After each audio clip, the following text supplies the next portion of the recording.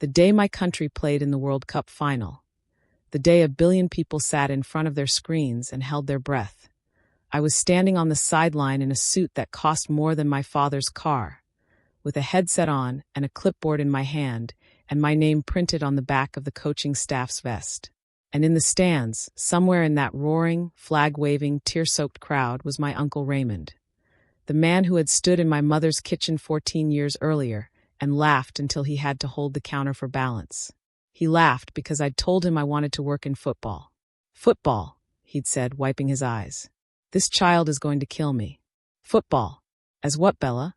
"The ball. You want to be the ball." Everyone at that table laughed. My mother, my aunts, my cousins, my grandmother, God rest her. Even she smiled into her tea.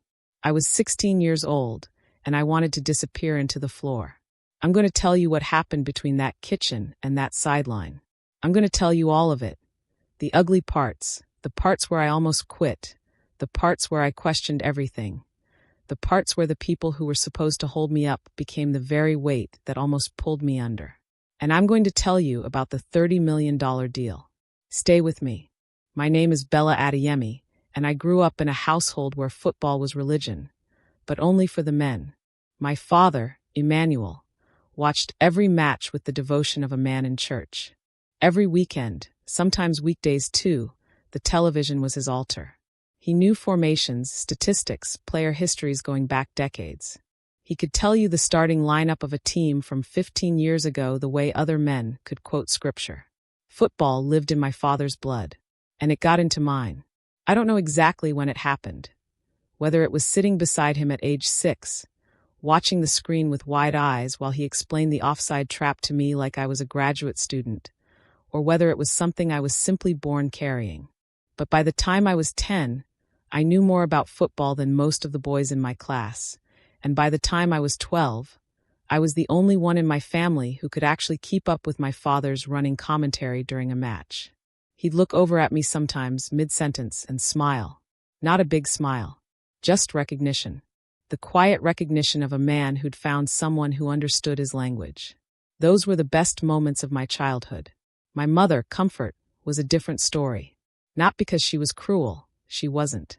She was practical in the way that women who have built something from very little tend to be practical. She worked as a seamstress. Long hours, careful hands, relentless attention to detail. She'd built a client base over 15 years through nothing but quality and consistency, and she had very specific ideas about what constituted a real future for her daughter. A profession, something you could put on paper. Teacher, accountant, doctor if God was especially kind, nurse, something solid, something that would not leave you at the mercy of circumstances outside your control. Football, in her world, was entertainment. It was what men did on weekends. It was nothing serious. I don't blame her. I want to say that clearly, because this story is not about vilifying my mother. She grew up watching women who dreamed too sideways get crushed by a world that didn't have room for sideways women. She was trying to protect me from that. The tragedy is not that she tried. The tragedy is how she chose to do it. I had 2 older brothers, Khalad, who was 5 years older than me, and Tund, 3 years older. Both of them played football seriously growing up. Tund in particular was genuinely gifted. Fast, technically sound, with an instinct for the game that made coaches pay attention. My parents invested in Tund. Boots, training camps, trials, travel to matches. My father drove him to practice 3 mornings a week before work. My mother packed his training bag. When I asked if I could join a football club at age 11, a girls' league that had just started up at the community center, my father said, gently, that it wasn't really the same thing for girls, that the opportunities weren't there, that he didn't want me to invest in something that would let me down. My mother didn't even engage with the question. She handed me a needle and thread and told me to help her finish hemming a dress. I learned, very early, that my dream had a gender problem. So I adapted. I didn't quit the dream. I just changed what I was reaching for. I wasn't going to be on the pitch. Fine, but I was going to be in the game. I just had to figure out how. I started writing. I had a notebook, an old exercise book that I'd finished using for school, and repurposed by writing football analysis in the back pages. Match reports, tactical breakdowns, player profiles written from memory, cross-referenced with statistics I memorized from the sports section of the newspaper my father brought home every Saturday. I analyzed formations the way other 12-year-olds analyzed pop lyrics. I had opinions about pressing styles and transition play and squad depth that I had nowhere to put. No audience, no platform, no one who wanted to hear them. Except my father. Occasionally. Late at night sometimes, after my mother had gone to bed, I would sit with him during a match and whisper my observations, and he would nod, and sometimes he'd say, "You see it exactly right," and those 4 words were enough to carry me through weeks. But even he didn't know what to do with me. Even he, who loved football more than anything, couldn't imagine a version of the world where his daughter's football knowledge became anything other than impressive dinner party conversation. Middle school became high school, and the notebook became 3 notebooks, and then a folder on the second-hand computer I shared with my brothers, where I kept a growing database of analysis that I had never shown anyone. Until the day I showed it to Mr. Okafor. Mr. Okafor taught English literature and coached the school's boys' football team. He was a small, precise man with reading glasses that he was always pushing up his nose, and an opinion about everything that he delivered without apology. He was the kind of teacher who made class feel urgent, like the ideas on the page were alive and required your full attention or they'd escape. I was 15. He'd assigned an essay on persuasive writing. The prompt was open: argue anything, but argue it like you mean it. I wrote about the evolution of the high press in modern football. I don't know why I chose that. Something in me was tired of hiding it.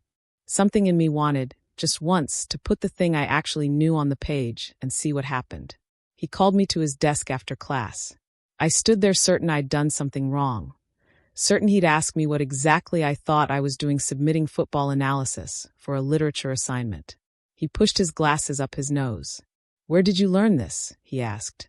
"Watching matches," I said. "And reading. And thinking." He looked at me for a moment. Then he said, "Have you considered sports journalism? Sports management? Do you know those fields exist?" I did not know those fields existed. Not really. Not as something I could pursue. Not as professions with pathways and degrees and actual careers at the end of them. He handed me back my essay. There was a mark at the top, the highest in the class. At the bottom, in red ink, he'd written, "This is extraordinary. Don't waste it." I carried that essay home in my bag, like it was something fragile. I read those words before I went to sleep. Don't waste it. Like it was a command. Like someone had finally seen the thing I'd been carrying in the dark and told me it deserved light. I started researching. Hours in the school computer lab, hours on my phone, piecing together what a career in football management or sports media could actually look like. There were university courses. There were internship programs. There were women, not many, but some, who had built real careers inside football organizations. Scouts, analysts, agents, directors of football, sports journalists with bylines in major publications. The path wasn't well lit, but it existed. I started building toward it with the same focus I'd given everything else. Quietly, methodically, without telling anyone. Not yet. I was 16 when it slipped out. It was a Sunday. My Uncle Raymond was over. My father's younger brother, louder than my father, more opinions, less wisdom. He brought his wife and their 3 children, and the house was full and warm, and my mother had cooked, and everyone was in that comfortable Sunday afternoon state of full stomachs and loosened guards. Someone asked me about school, what I was thinking about studying, what I wanted to do. I don't know what possessed me.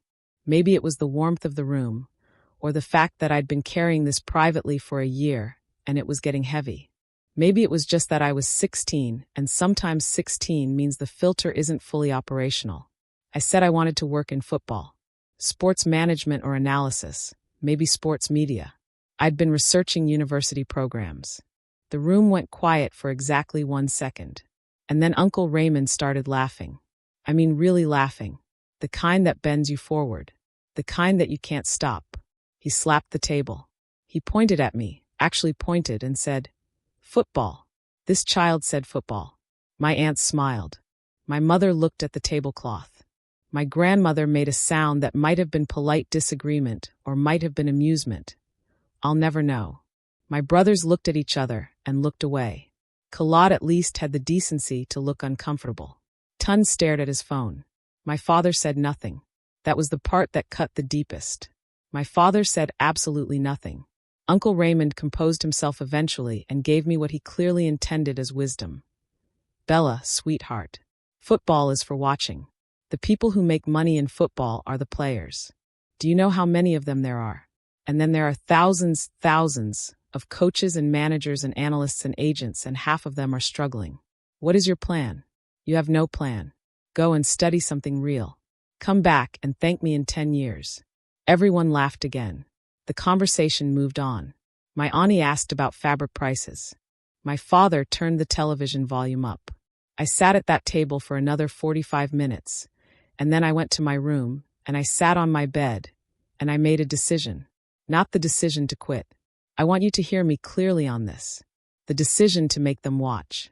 I finished secondary school with grades good enough for university, and I fought, genuinely fought, for the program I wanted. My mother wanted me to study accounting. My father, in his quiet, non-confrontational way, suggested something in business. Uncle Raymond's voice echoed even when he wasn't in the room. Go and study something real. I applied to a sports management and media program at the university in a city 4 hours from home. I also applied to their backup programs, business administration communications, because I knew that if I showed my parents only the one application, they'd shut it down before it started. I got into all three. I sat my mother down.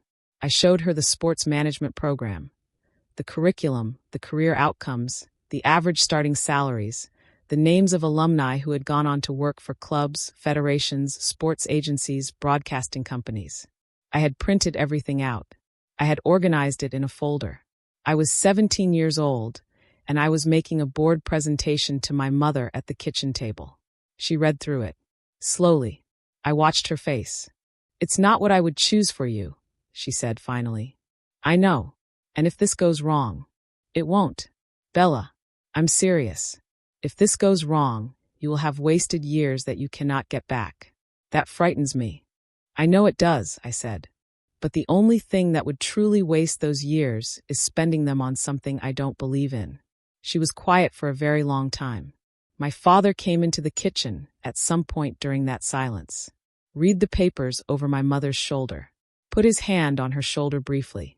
Said nothing. Went back to the living room. My mother looked at me. Don't embarrass us, she said, which, from Comfort Adeyemi, was the same as saying yes. University was the first place I'd ever been where my football knowledge was an asset instead of an anomaly. I was surrounded, for the first time, by people who took the academic and professional study of sports seriously. Professors who had worked inside clubs. Classmates who were ex-players pivoting into management. Guest lecturers who ran sports agencies and broadcast divisions and national federation programs. I was also, in my program, one of very few women. 3 of us in a class of 22. And I'm going to be honest with you. That number was its own kind of wall, because the culture in those rooms was not always welcoming. There were professors who called on the men more often, classmates who spoke over you in group projects, and then presented your ideas as their own. An implicit assumption, subtle but constant, that you were there in a supporting capacity, there to handle administrative tasks, communications, the soft parts of sports management, and that the strategic, analytical, commercial work was for the men. I refused to accept that framing. Loudly, sometimes uncomfortably, always consistently. There was a classmate named David who liked to summarize other people's contributions in group presentations. He had a very particular habit of saying, "So what Bella is trying to say is," and then restating my exact point more confidently, as if I'd been unclear and he'd helpfully clarified. He did it 4 times over the course of 1 semester before I stopped him in front of the entire group and said, "That's exactly what I said, David. Word for word." I said it clearly the first time. The room went very quiet. David did not do it again. I graduated near the top of my class. My dissertation was on the commercial undervaluation of women's football and what federation structures could do to close the gap. a topic that several of my professors told me was niche and possibly too activist in framing for an academic paper. I submitted it anyway. It won the faculty prize for best final year dissertation. My mother came to my graduation. She wore her best dress and she stood straight and she looked proud in the careful, restrained way she had of showing pride, like she didn't want it to get away from her. My father came too, and when they called my name and I walked across that stage, he put 2 fingers in his mouth and whistled so loud that 3 rows of people turned around. Uncle Raymond was not there. He'd been invited. He had a prior engagement.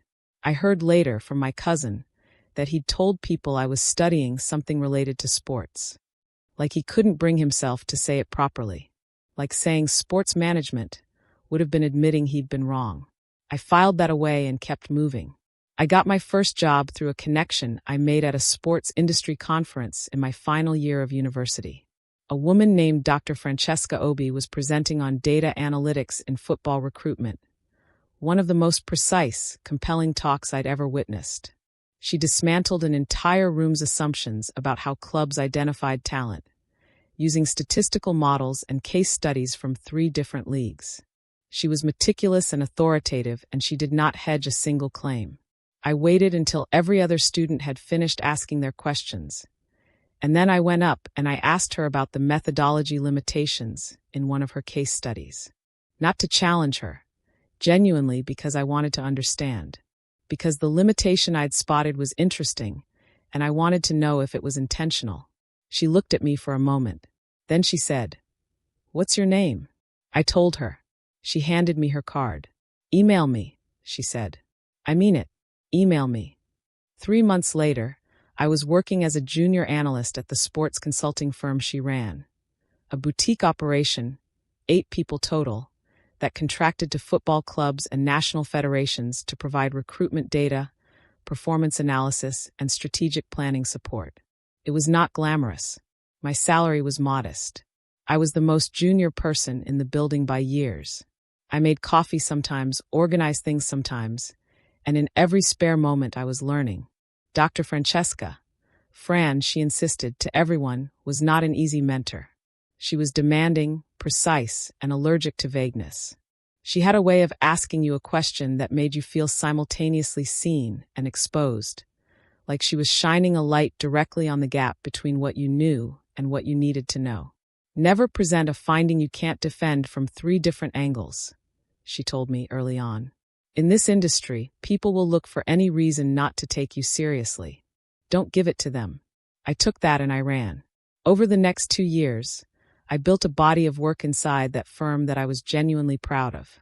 Recruitment reports, performance analysis packages, a methodology for evaluating youth players in the West African football system that we eventually presented to 2 national federation programs. I worked weekends. I worked evenings. I was not the smartest person in every room, but I was without question the most prepared. And then the firm lost a major contract renewal. Budget cuts, the client said. Restructuring priorities. The firm had to let 2 junior staff go. I was one of them. I want to tell you something honest about that afternoon. I sat in the parking lot of that building for an hour before I could drive. Not because I was heartbroken about the job itself, although I was genuinely, but because I heard my uncle's voice very clearly in that parking lot. "What is your plan?" "You have no plan. Go and study something real." I sat with that voice for exactly 1 hour. I gave it its hour. I let it say everything it wanted to say. Then I started my car and I drove home and I started writing applications. The next 18 months were the hardest of my professional life. I want to talk about this part properly, because storytelling that skips over the hard middle is dishonest, and dishonesty wastes your time. I applied to over 60 positions. Clubs, agencies, federations, broadcasting companies, sports media startups. I had a strong CV, a good reference from Fran, and the dissertation award. I got interviews. Genuinely, I got many interviews. But I kept hitting a particular kind of wall. One that didn't announce itself. One that was polite and professional and left you unable to point to it directly. I'd get to final round interviews, and the position would go to a man with equivalent or lesser qualifications. I'd be told I was excellent, but not quite the right fit. I'd be invited for a second interview, and then the role would be quietly restructured, so it no longer existed. I had one experience where I interviewed for an analyst position at a club's academy, was told I was the top candidate, and then was offered a different role, an administrative coordinator position, entirely different from what I'd applied for because, and the hiring manager actually said this, he thought I might find the analyst role quite intense given how young I was. I was 23. The man they eventually hired for the analyst role was 22. There were days in that stretch where I woke up and the weight of it was physical, like something pressing on my chest from the inside. I was living back home with my parents by then. The modest savings from my time at Fran's firm had run out, and the job search was taking longer than I'd planned. My mother said nothing directly, but I felt her concern filling the house like weather. My father watched his matches with the sound low, as if respecting some kind of ambient grief. Uncle Raymond came to dinner one Sunday and asked cheerfully how the job hunt was going. "Fine," I said. "Maybe this is the time to consider pivoting," he said. Not unkindly, almost gently, which was somehow worse. "There are good opportunities in banking right now. I know someone at a firm who—" "Thank you, Uncle Raymond," I said. "I'm fine." He and my mother exchanged a look across the table. Just a look. A fraction of a second. I saw it. I excused myself from the table, and I went to the bathroom, and I stood at the sink with the tap running, and I said to myself, out loud, quietly, so no one could hear, "You are not done. You're not close to done. Get back to the table." I went back to the table, and 3 weeks later, I got an email from a man named Coach Adrian Mensah. Adrian Mensah was the head coach of a national women's football program, a program that had, historically, been chronically underfunded, undertended, and professionally undervalued in the way that women's football programs in many countries were. He'd taken the job 2 years prior, against considerable professional advice from people who told him it would be a dead end. He was a former professional player himself, retired after a knee injury at 31, and he had apparently read my dissertation. Not heard about it. Read it. The actual paper. He'd gotten the copy through a contact at the university. He emailed me directly with the subject line, "Your dissertation on women's football undervaluation. Do you have time to talk?" I nearly fell off my chair. We talked for 2 hours on the phone. He asked me questions, real questions, not interview performance questions, but the kind of questions you ask when you actually want to know the answers. He wanted to understand my methodology. He challenged 2 of my conclusions. I defended them. He challenged a third. I revised it in real time and explained why. He went quiet for a moment after that. "I need someone who can help me build the analytical infrastructure for this program," he said. "We have almost no budget. The role would be part-time for the first 6 months. The pay would be— honestly, Bella, the pay would be quite low. I won't dress it up." "Tell me the number," I said. He told me the number. It was low. Genuinely low. My mother would have cried. "I'll take it," I said. Silence on his end. "You might want to think about." "Coach Mensah, I've been waiting for this exact type of work for 18 months. I don't need to think about it." Another pause. And then he said, "Good. We start Monday." I did not tell my family the salary. I told them I'd gotten a position with a national football program. My father's face did something complicated, pride and worry fighting each other in real time. My mother asked if there were benefits. I said yes, which was technically true in the sense that there was professional development support, even if the health plan was extremely basic.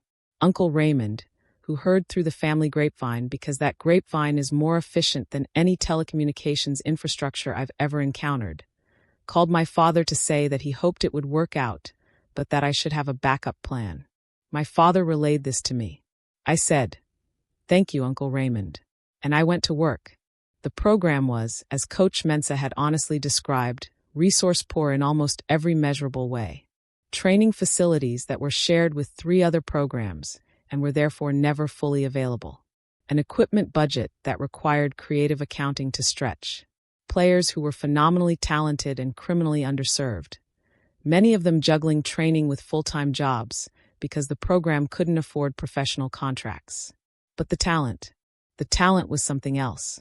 There was a striker named Amara who could read space the way I read text. Instantly, completely, without apparent effort. A central midfielder named Grace whose passing range and decision-making were, in my objective professional assessment, comparable to players competing at the highest club level in Europe. A goalkeeper named Joy who had hands like the universe was simply delivering the ball into them.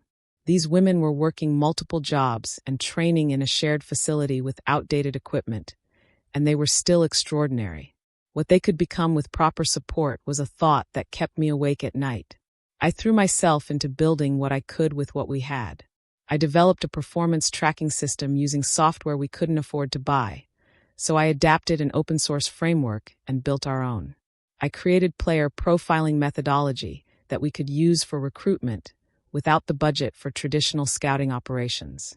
I wrote grant applications, 6 in the first 4 months, 2 of which succeeded, to fund equipment and travel. Coach Mensah gave me room to work. He was the best kind of leader, clear about expectations, uninterested in credit allocation, completely unbothered by the fact that his data analyst was in her mid-20s and had never done this at this level before. He cared about outcomes. He cared about the players. Everything else was secondary. 6 months in, we had a tournament result that turned some heads. The program, which had finished last in their group in the previous qualifying campaign, reached the semifinals. It was a modest tournament in regional terms, but the improvement was dramatic enough that people noticed. A journalist named Kwame, covering women's football for a major sports publication, asked to speak with someone about the program's analytical approach. Coach Mensah sent him to me. I did the interview. I talked about the methodology, the data systems, the player profiling approach. I talked about structural inequities and how women's football programs were resourced, and how those inequities produced gaps in analytical infrastructure that compounded over time. I talked for 45 minutes, and Kwame kept his recorder running the whole time and asked follow-up questions that told me he'd actually done his research. The article ran 2 weeks later. It included a quote from Coach Mensah about the program's transformation and a lengthy passage about the analytical work behind it, with my name attached. My phone ran warm for 3 days. Not with the calls that mattered yet. Those would come later. But with messages from people in the industry I'd been trying to get into for years, suddenly finding me.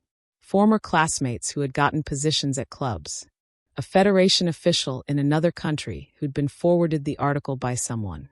An agent who worked with several professional clubs who said he'd read the piece twice and wanted to have coffee. I sat with all of it carefully, kept my head down, kept doing the work. Because here's what I understood that some people in that moment might not have. Attention is a weather event. It comes and it goes. The only thing that stays is the work underneath it. I needed to make sure the work was real enough to survive the attention fading. Year 2 with the program was where things changed in ways I hadn't anticipated. The program's results had continued improving. We reached the final of our regional qualification tournament, and the nature of how we were playing, a press-heavy, transition-focused style built on the data-informed understanding of our players' specific physical profiles, attracted attention from people who paid close attention to football at this level. One of those people was a woman named Victoria Kane. Victoria was the head of women's football development for the Continental Federation. She was British-Nigerian, Oxford-educated, precise in the way of someone who had spent 20 years being the smartest person in rooms that weren't expecting her. She had a reputation in the industry for seeing things before other people saw them. Players, programs, approaches, ideas. She had a gift for identifying potential before it was obvious. And she had, apparently, been watching our program for 6 months before she made contact. She flew in for our Federation final match without announcing herself. I didn't know she was in the building until after the final whistle. We'd won, on a penalty shootout, and the dressing room was the beautiful chaos of women who had just done something they'd been told they couldn't do. And Coach Mensah found me in the corridor afterward with a quiet, deliberate look on his face. "There's someone who wants to meet you," he said. Victoria Kane shook my hand, looked me directly in the eye, and said, "I've been reading everything you've put out about this program's analytical framework. I have some questions." We talked for 2 hours in the stadium cafeteria while the cleaning crew worked around us. She asked the kind of questions that made me realize she already knew most of the answers and was testing whether I knew them too. At the end of it, she said she wanted to bring me into a role in the Continental Federation's development program, a newly created position focused on analytical infrastructure for women's national programs across the continent. The salary she named made my eyes go briefly involuntary. "Is this real?" I said. She allowed herself a small smile. "It's real. I need to speak with Coach Mensah first. I won't take it without his knowledge and blessing." She looked at me. Something in her expression shifted. "I already spoke with him," she said. "He told me if I didn't offer you this job, he'd be deeply disappointed in the Federation's judgment." I laughed for the first time in what felt like weeks. I called my mother the evening after I accepted the offer. I told her the salary. There was a very long silence on the line. "Bella," she said finally. "Mom, this is from football? This is from football." Then came another silence. And then, in a voice that was smaller than I'd ever heard from her, my mother said, "I didn't see it. I'm sorry I didn't see it." I sat in my apartment, my own apartment, the first one I'd been able to afford on my own. And I held the phone and I let her say it again because some things need to be said twice. "You don't have to be sorry," I said. "Just come and visit me in my new office when I get settled." She laughed. For the first time in the conversation, she laughed. The Continental Federation role was the doorway to everything that followed. I spent 3 years in that position, building analytical and talent identification infrastructure for women's programs across 15 national associations. The work was complex, often frustrating, frequently political. National federations have their own hierarchies and agendas, and the word continental on your business card does not automatically grant you access to all of them. I learned to negotiate. I learned to build consensus. I learned when to push and when to let time do the work. I also, in that period, met the people who would eventually become the most important professional relationships of my life. Kwame, the journalist who'd written about me early on, had moved to a major international sports media company and was building a new football analysis vertical. We stayed in touch, Real touch, not LinkedIn connection touch. And he introduced me to people in broadcasting and digital media who thought about football analytically in ways that intersected with my work. Through one of those introductions, I met James, a sports agent who ran a boutique agency specializing in placing football professionals in non-playing roles. Coaches, analysts, directors of football, technical directors. He was methodical and quiet and had an encyclopedic knowledge of who was hiring, who was looking, and what organizations genuinely valued the type of work I was doing versus the ones who wanted to say they valued it without investing in it properly. James became, over 2 years of carefully maintained professional friendship, the person I trusted most in the industry. "There's something cooking," he told me one afternoon, during one of our periodic catch-up calls. "The World Cup is coming. The organizational infrastructure for the host nation's program. They're rebuilding it.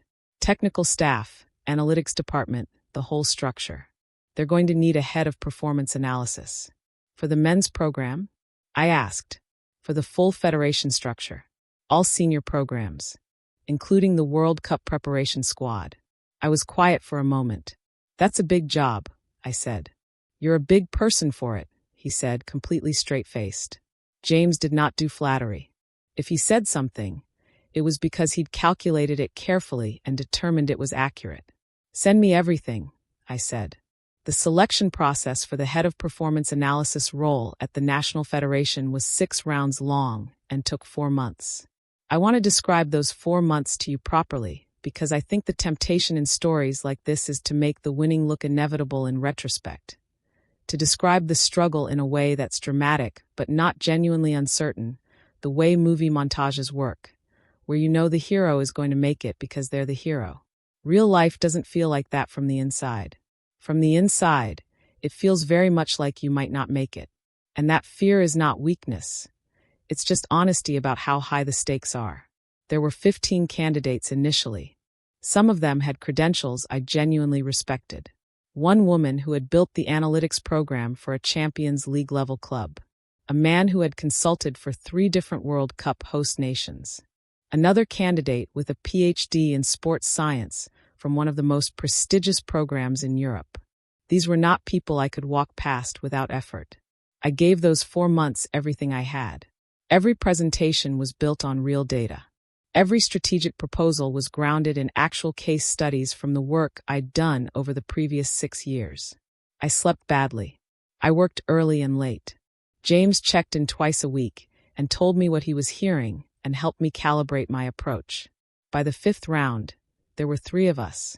Me, the Champions League analytics woman, and a man named Daniel Ferreira, Portuguese mid-40s, had worked with 2 different World Cup teams as a technical consultant.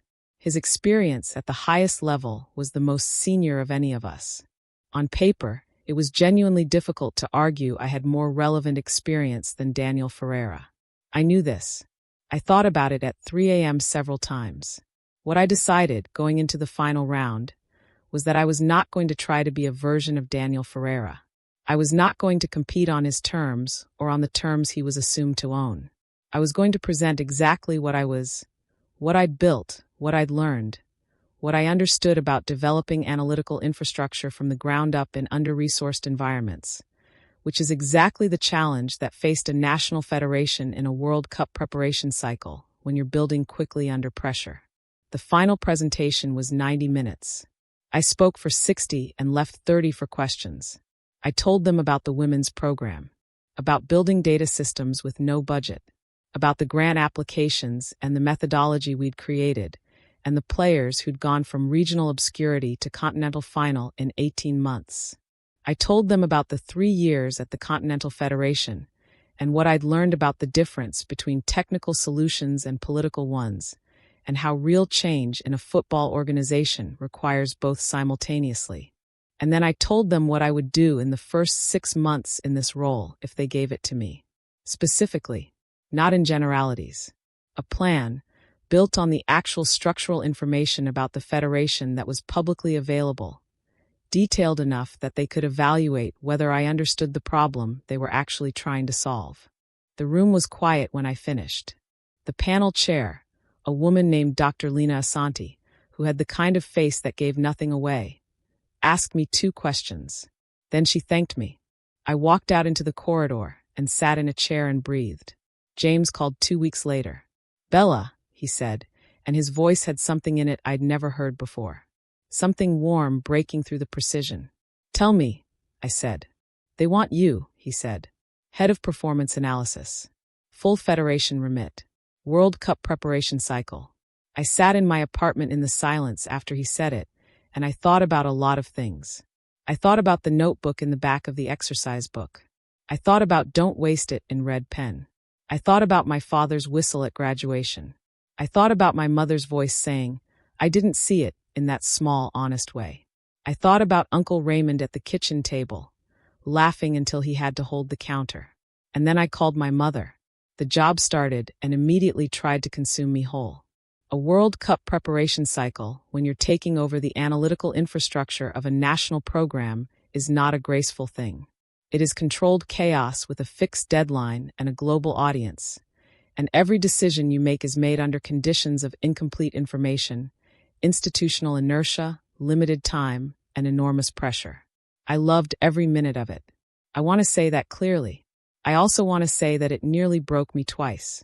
The first time was 3 months in, when I discovered that the existing data systems the Federation had been using were significantly less robust than the handover documents had suggested. There were gaps in the historical player performance data that meant we had incomplete longitudinal records for a third of the potential squad. This was fixable, but fixing it required backtracking through 5 years of records, cross-referencing with club data where we had access agreements, and essentially rebuilding the foundation of the analytical infrastructure at the same time as we were trying to use it for live squad decisions. I brought in 2 additional analysts on short-term contracts. I restructured the workflow. I slept approximately 5 hours a night for 6 weeks. The second time was during the pre-tournament preparation camp, when there was a significant disagreement between the head coach and the technical team about how the analytical findings should inform selection decisions for a key position in the squad. I won't get into the specifics because this is the kind of internal disagreement that exists in every high-performance environment, and that deserves to stay internal. What I will tell you is that I had to walk into a room with a head coach who had 40 years in the game and tell him, respectfully and clearly and with full documentation, that the data strongly suggested a different approach to a selection decision than the one he was currently planning. He pushed back. Hard. I held my position. Harder.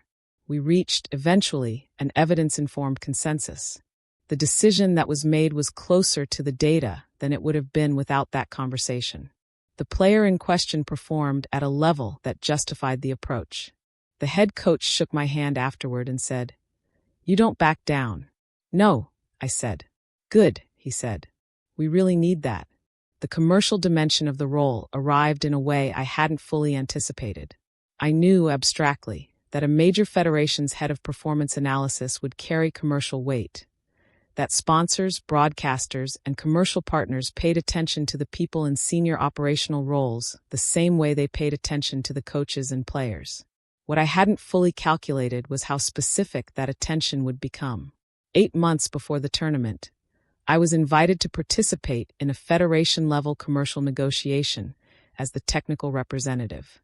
A major sports technology company, I'll call them Global Sport, because the actual name is still subject to NDA terms, was in discussions about a comprehensive partnership that would supply the federation with performance analysis technology, data infrastructure, and proprietary software systems for the tournament preparation cycle and through the tournament itself. The deal on the table was significant. The technology was genuinely good. I'd evaluated it thoroughly over 4 weeks before these conversations started. But the initial commercial terms were not structured in a way that gave the federation meaningful control over the data generated. And data sovereignty in professional football is a significant long-term strategic asset that you do not surrender casually. I said this in the negotiation, clearly, supported with documentation about how similar deals had played out for other federations and clubs. Global Sports' commercial team was not delighted by this. There were 3 follow-up sessions. There were calls from people further up the Global Sport chain. There was a moment when the Federation's commercial director quietly suggested to me, between sessions, that I might be overcomplicating the conversation. I said, respectfully, I don't think understanding what we're signing is overcomplicating anything. He looked at me for a moment. Then he nodded. Slowly. Okay, he said. Keep going. We got the data sovereignty clause. We got several other structural modifications that meant the Federation retained meaningful rights over the analytical insights generated through the tournament. We signed the deal. The value of the deal, the full commercial package including technology provision, licensing, performance data rights, and associated media components, was just over $30 million over a 4-year World Cup cycle. My name was on the Federation side of that agreement, as the technical signatory for the performance analysis component, because the framework I'd built and the data architecture I designed was the core of what the technology integration was built around. $30 million. I thought about Uncle Raymond. The World Cup is a thing that sounds, when you're far from it, like an abstraction. A tournament, a series of games, an event on a calendar. When you're inside it, really inside it, when you're in the building and in the meetings and on the bus with the squad and watching the analysts run the models in real time during matches, it is the most concentrated experience of everything football is and everything it can be. The stakes are absolute. The pressure is atmospheric. The beauty of it, when the beauty comes, is overwhelming. I stood on that sideline in the final. Our program in the final, something that had happened only twice before in the Federation's history. And I felt something I don't have a perfect word for. Not pride exactly, or joy exactly, or vindication exactly. Something that contained all 3, and was also larger than any of them. We won. I won't describe the match in detail. This isn't a match report, it's a life. But I will tell you that the final whistle was the sound of something completing. Some long, complicated, many-chaptered thing finally closing the circle. I cried. I'm telling you this because I think it's important to say. I cried on that sideline in front of cameras and staff and players and thousands of people in that stadium, and I did not feel embarrassed for a single moment. I had earned those tears. Every one of them was paid for. Coach Mensah called me that night. The women's program coach who had taken a chance on a 23-year-old with a good dissertation and no budget. He said, "I need you to know that I knew. From the beginning I knew." Dr. Francesca called. Kwame sent a voice note that was mostly him shouting. Victoria Kane sent a single line. "Well done, Bella. I always expected this." James sent a bottle of champagne to my hotel room with a note that said, "Told you so." My mother called at midnight her time. She'd stayed up, she never stays up. And she was crying and laughing at the same time, and she said my name over and over. Just my name, like she was figuring something out about it. My father texted. My father, who texts approximately 3 times a year, sent. I watched every minute. I knew from the beginning. I'm sorry I didn't say it louder. I read that text standing in my hotel room in my tournament credential badge and my Federation vest, and I held the phone against my chest for a long time. And Uncle Raymond. Uncle Raymond called 2 days after the final. I was back in the capital, handling post-tournament documentation, running on about 4 hours of sleep, and the particular energized exhaustion that comes from something enormous finally being over. His number appeared on my screen. I looked at it for a moment. Then I answered. "Bella." His voice was different. Not smaller exactly, but different. Something had been taken out of it. Something that used to be there. "Uncle Raymond," I said. "I watched the final," he said. "I know, because I knew he had." My cousin had texted me a photo of the family watching in my mother's house, and Uncle Raymond was in the background in the corner, leaning forward in his chair. "The Federation sign on the wall behind you," he said. When they showed the coaching staff. "I saw your badge." "Yes," I said. A pause. Long enough that I thought the call might just end there, which would have been fine, which would have been its own kind of statement. But Uncle Raymond said, "I was wrong." 3 words. I counted them. "You were 16, he said. "You came to that table with something real, and I laughed at it. I didn't look carefully enough. I was wrong." I sat in the chair in my office for a moment. "I know you were," I said. Not unkindly, just honestly. "I'm proud of you," he said. I thought about the 16-year-old at that table. The one who'd wanted to disappear into the floor. The one who'd gone to her room and made a decision not to quit, but to make them watch. "Thank you, Uncle Raymond," I said. And I meant it. Not because the apology erased anything. It didn't, and it wasn't supposed to. But because there's something that happens when someone who was wrong says so clearly, and that something belongs to both of you. It closes a thing. It lets the air back in. I want to stop here for just a second, because I know some of you watching this are in the middle of your own version of that kitchen table. Maybe you have a dream that the people around you don't understand. Maybe you've had someone laugh at it, dismiss it, tell you to go study something real. Maybe you're in that parking lot moment I described, where the voice of every doubter is loudest and the path forward is least clear. This channel exists for you, for those exact moments. If you haven't subscribed yet, hit that button right now. Because every story on this channel is about someone who was told no by the people who should have said yes, and kept going anyway.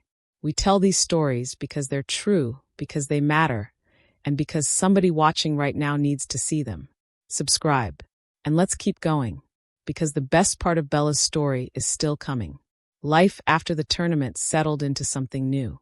I took 2 weeks completely off, the first proper vacation I'd taken in 3 years. And I went somewhere warm and coastal and did absolutely nothing football-related for 14 days. I read novels. I slept past 7. I sat on a beach and watched the ocean and let my nervous system remember what rest felt like. When I came back, the industry had shifted around me in ways I was still calibrating. The global sport deal, and particularly the data framework I'd developed, had attracted attention at the highest levels of the sport. Several club organizations, top-tier clubs, the kind with global fan bases and Champions League ambitions, had inquired through proper channels about consulting arrangements or advisory roles. 2 broadcasting companies had reached out about potential roles building analytical content for their football coverage. A university sports management program had asked if I'd consider a visiting position. James managed most of this carefully and well. He filtered out the noise, there was significant noise, and helped me identify which opportunities were genuine and which were organizations looking to put a recognizable name on a masthead without actually wanting the thinking that came with it. Some of these people want to hire Bella Adeyemi the brand, James said with characteristic bluntness, not Bella Adeyemi the analyst. You need to know the difference before you walk into any of those rooms. He was right. He was almost always right about this kind of thing, which was why I paid him. What I ended up doing, in the year following the tournament, was a combination of things I'd never done before. I started speaking publicly, not just in professional contexts, in genuinely public ones. A TEDx talk about data and decision-making in elite sport. A panel at a global sports business summit on the commercial value of women's football. Guest appearances on football podcasts with significant audiences where I talked about analytical methodology in a way that was accessible rather than technical. I had spent years doing the work quietly, in rooms where the audience was professionals. Now I was discovering that there was a much larger audience. People who loved football and wanted to understand it more deeply. People who were trying to build careers in sport and needed to see what a nonlinear path into senior roles could look like. Young women in particular who'd grown up being told their knowledge of the game wasn't a real asset. Who were hungry for exactly the kind of clear, honest, expert conversation I could offer. I found I liked it, more than I expected. There's something particular about translating complex thinking into language that can reach someone who wasn't already inside the room. Something that requires a different kind of clarity than technical expertise alone. I worked at it. I got better at it. Kwame interviewed me for a long-form feature that ran in his publication's annual football issue. The headline was something I hadn't approved but found I didn't mind. The woman who changed how a World Cup team saw itself. The piece ran long. It covered the whole arc. The girls' league my parents hadn't supported, the university program, Fran's firm, the women's national program, Victoria Kane, the tournament. Kwame had done proper reporting. He'd spoken to Coach Mensah and Dr. Francesca and Victoria and James. He'd been thorough. He'd also, I discovered when I read the piece, spoken to Uncle Raymond. I hadn't known about that. He'd tracked down Raymond through the family connection and spoken to him for the piece. Uncle Raymond was quoted, toward the end of the article, saying, "I told her when she was 16 that football wouldn't feed her. I have thought about that many times since. I was completely wrong, and I was wrong in a way that could have damaged her. It didn't, because she is more stubborn than I was foolish. But I want to say it in print, so that other people can read it. Sometimes the person at the table who seems to know the least is the one who actually sees furthest. I should have listened." I read that paragraph 3 times. Then I called Kwame and said, "You could have warned me." "I know," he said. "I thought you needed to read it cold." He was right. I needed to read it cold. 3 years past the World Cup, I want to tell you what I understand. I run my own consultancy now, a firm that advises football organizations, primarily but not exclusively women's programs, on performance analysis infrastructure, talent identification systems, and strategic planning for federation development. We have a team of 12. We work across 4 continents. The work is genuinely meaningful to me in a way that I'd hoped it would be, and that I'm grateful every day is still true. I have advisors and mentors who are some of the most impressive people in global sport. I have clients I believe in and work with people I respect. I have an industry profile that means when I speak, rooms generally listen. I also have a father who calls me on match days to ask my take on whatever game is on. Because somewhere in the years I wasn't looking, we became peers in the way that matters most. 2 people who understand the same language, talking freely in it. I have a mother who has visited my office twice and taken photographs both times, who tells people about my work with a precision and enthusiasm that she never had when I was trying to explain it to her at 17. Because now she's seen it from the outside, and the picture is clearer. I have an uncle who introduces me at family gatherings as my niece who is in football. Still with a slight pause before football, like he's still getting used to saying it. Like the word still surprises him a little. I find I love him for that pause now. It's honest. It's the sound of someone who is still learning. I want to talk about something specific because I think it's easy for stories like this to land as the doubters were wrong, the dreamer was right, end of story. And that's true in a simple sense. But it's not the whole truth, and the whole truth is more useful. The whole truth is that I could have been wrong. I want you to sit with that for a moment. When I was 16 and I said I wanted to work in football, I had a dream and a notebook and a teacher who had written 4 words in red ink. I had no proven track record, no financial model, no clear roadmap. Uncle Raymond looked at the available evidence and drew a reasonable conclusion from it, because on the available evidence, the idea was a bet. He was wrong not because the dream was obviously viable. It wasn't obviously viable.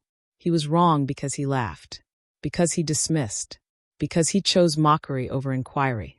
If he'd been skeptical, genuinely, thoughtfully skeptical, and said, "Tell me more about this, tell me how you're thinking about it, what have you researched, what's the plan?"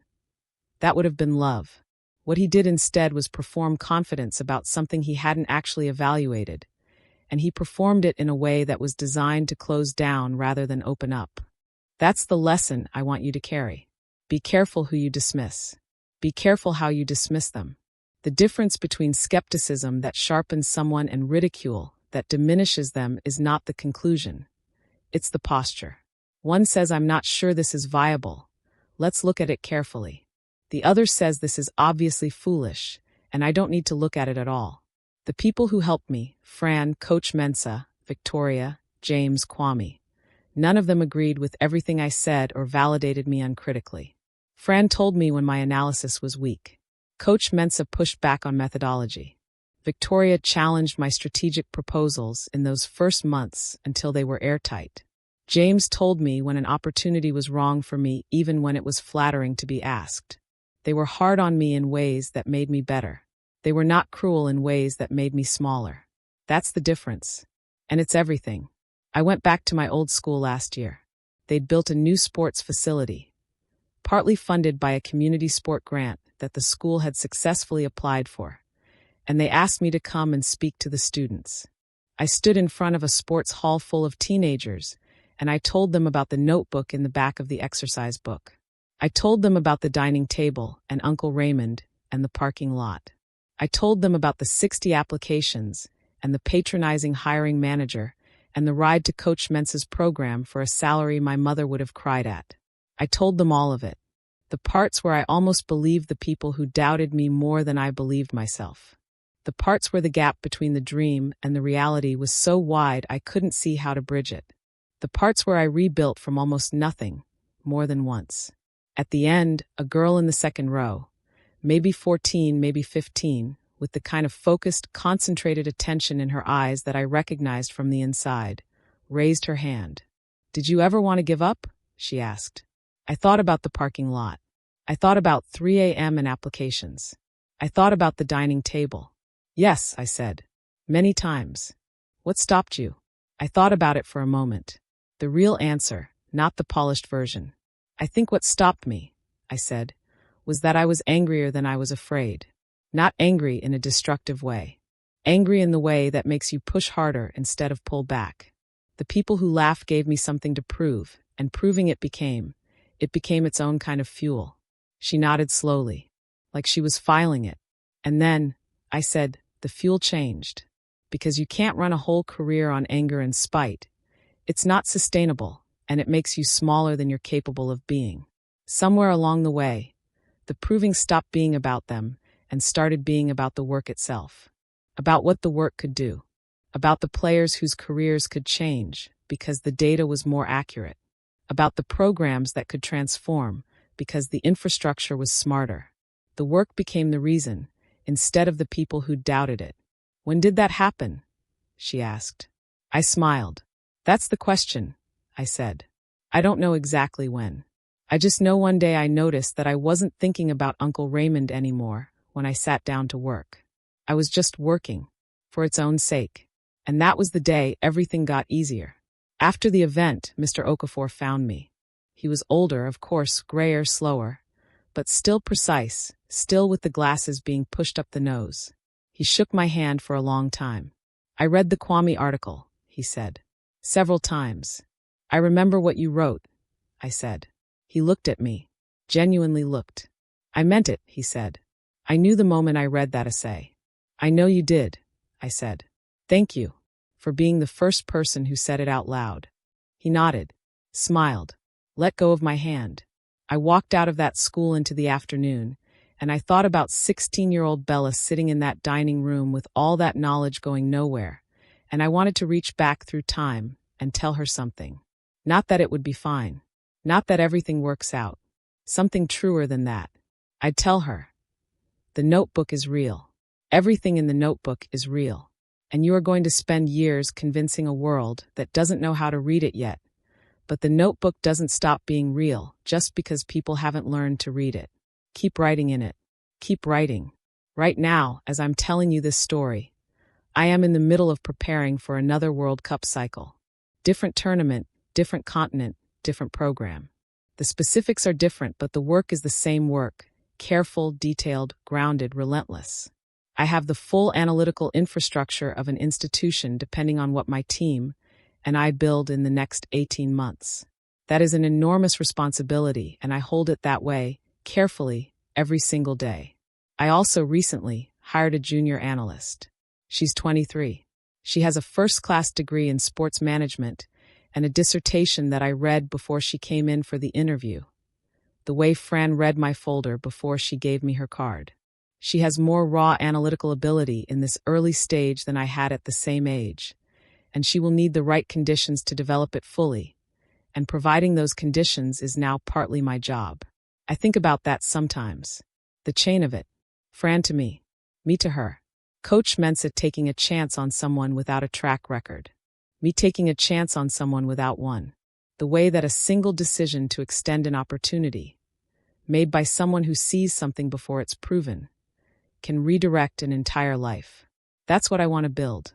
Not just the analytical frameworks or the commercial partnerships or the title on the badge, but that chain, that mechanism of one person who was given a chance turning around and giving it to someone else. Multiplied, extended, sustained. Football gave me a language before it gave me a career. And now the career is the chance to give that language back.